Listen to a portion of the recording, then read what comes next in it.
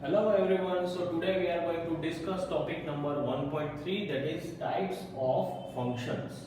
So before we start we need to clear that what is a function, right? So we have a variable which is x over here and it is anyhow related with another codomain. इसको बोलते हैं domain and the function which it is related तो उसका जो set होता है that is known as a codomain. Let us consider that we have a equation, we have a function f of x equals to जैसे कि है 5x. तो इसका मतलब क्या हुआ, y can be given as 5x. So whatever the set contained by set x, okay, that comes under the domain, and the answer, that is y equals to 5x. So that set is to be considered as a codomain. Now if we can see this, so we have two sets, one is x1 and another one is x2, and I can say that यहाँ पे जो है उसे बोलते हैं image. Okay, so 1 की image जो है that is equals to a, 2 की जो image है that is equals to b. Similarly for all. So we have various functions listed over here. ये example के लिए है. Our job is to discuss the types of function over here. तो सबसे पहले एक function लेंगे and then after I'll discuss its example, right? So first one is the 1 to 1. Okay, 1 function है. Okay, or it is also known as a injective function, right? So what is there? If we have elements, for every elements is there, okay, then each and every element of x is having a particular value in its codomain, right? So try to remember this line, okay? So every element in domain has one and only one image in codomain. क्या है ये? If we are having a function, if we are having x over here, then it has one and only one image in the codomain. इसमें यहाँ की कोई एक ही image होगी, एक से ज़्यादा image नहीं होगी for a particular value of x.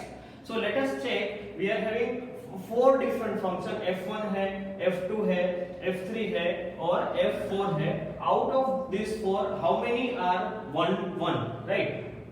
So as you can see over here, 1 तो उसकी इमेज a है, 2 की इमेज b है, 3 की इमेज d है और 4 की इमेज c है. बट ऐसा नहीं हो रहा है कि एक ही दो x है और उसकी एक ही इमेज है. सो ऐसा नहीं हो रहा है. इन दिस केस व्हाट हैपेंस, 1 और 2 दोनों की एक ही इमेज बन रही है a. So we can say that this is not a 1 to 1. ये क्या है वो हम बाद में डिस्कस करेंगे.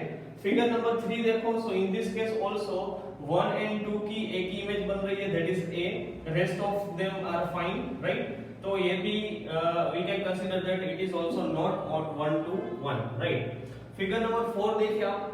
1 की इमेज यूनिक है, 2 की भी यूनिक है, 3 a है, 4 is d, and you can see that कि किसी भी दो नंबर्स है उसकी इमेज एक ही नहीं है, right? Okay, so we can say that this is also 1. So if I will write, तो मैं यहाँ पे लिख सकता हूँ कि figure number 1 and figure number 4, right? Function number 1 and function number 4 are 1 function, right? Another thing is, what happens if we are having this kind of cases in which one image can have more than 2 entries in the domain.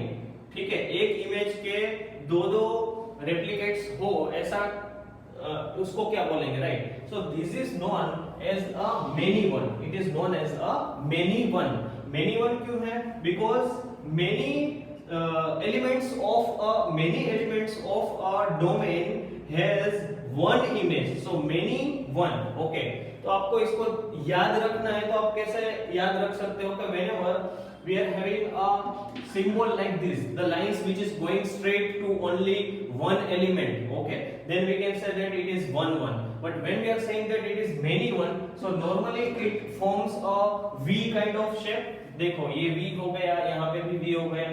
Otherwise we will find a straight line which are not going to the same image, right? तो इस तरह से आप इसको याद रख सकते हो.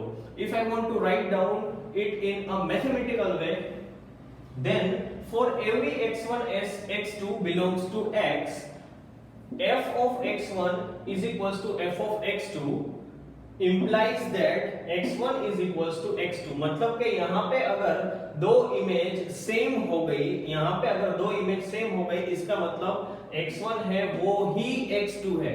अगर ऐसा नहीं है, इसका मतलब क्या हुआ, यहाँ पे देखो x1 और x2 सेम नहीं है, then also f of x1 and f of x2 are same, then I will say that it is a many one function, ठीक है ना। So ये हो गया, right? Next is the onto function, or it is also known as a surjective function. So in surjective function what happens, आपको codomain देखना है, okay? Codomain में जितने भी एलिमेंट्स हैं, they all must have some element x in set capital X, ठीक है। जैसे कि आप यहाँ पे देखो कि A B C D इन सब एलिमेंट्स के सारे कनेक्शन है, सारे फंक्शंस है, दे आर रिलेटेड विद 1 2 3 4, लेकिन यहाँ पे E है या फिर F है, so they don't have any elements from x1, ठीक है। तो इसका मतलब क्या हुआ कि इसे हम ऑन टू नहीं बोल सकते हैं। If I check this, तो यहाँ पे E और F है, they are not a function of any value of x1, तो ये भी on to नहीं है, right? Over here you can see that A, B and C, A, B and C, they all are the function of any element of x1, तो मैं ऐसा बोल सकता हूँ कि फिगर नंबर 3 है, फिगर नंबर 3 है जो, ओके, या फिर आप बोलो कि फंक्शन नंबर 3 है वो on to फंक्शन है।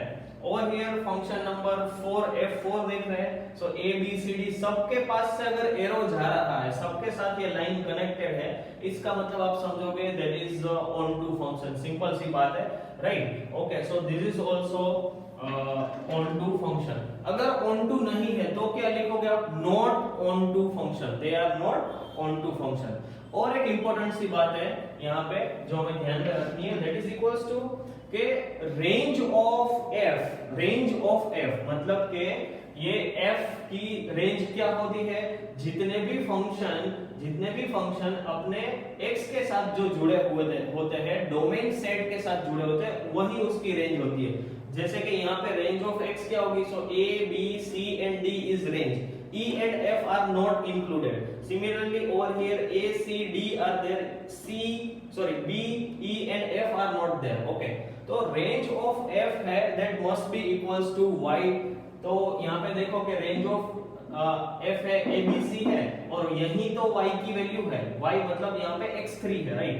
Similarly a b c d है, तो यहाँ पे range of x is same as the y, तो ये एक इंपॉर्टेंट पॉइंट है जो हमारे दिमाग में बैठना चाहिए। Next is the one and onto function. तो अब आप समझ जाओगे कि अगर कोई ऐसा फंक्शन है जो 1 1 भी है और ऑन टू भी है, तो that will be known as a bijective, या फिर बोलो कि 1 1 एंड ऑन टू फंक्शन वो कहलाएगा। सो इन दोनों में से अगर हम कॉमन देखें हमारे आंसर में, एग्जांपल में, तो यहाँ पे f1 और f4 फंक्शन थे, यहाँ पे 3 और 4 थे। इसका मतलब क्या हुआ कि f4 is the example of a 1 1 and onto function, right? Now will take one example number 7 है जो अभी हम करेंगे, so that it will clear everything. So example number 7 is, let A be the set of all 50 students of class X, ठीक है?